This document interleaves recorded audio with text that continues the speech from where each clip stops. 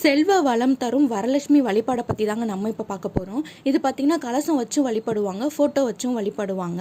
நம்ம ஃபஸ்ட்டு கலசத்தை வச்சு என்றைக்கு வழிபடலாம் அப்படின்றத இப்போ பார்க்கலாம்.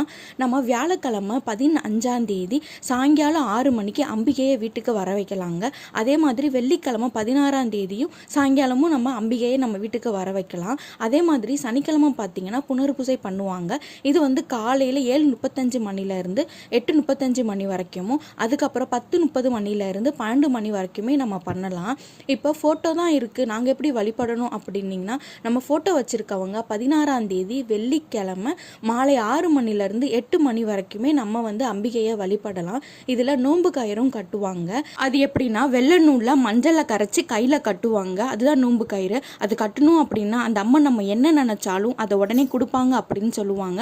ஓகே ஃப்ரெண்ட்ஸ், இந்த தகவல் உங்களுக்கு பிடிச்சிருக்குன்னு நினைக்கிறேன். பிடிச்சிருந்தா நம்ம சேனலை அப்படியே சப்ஸ்கிரைப் பண்ணிக்கோங்க.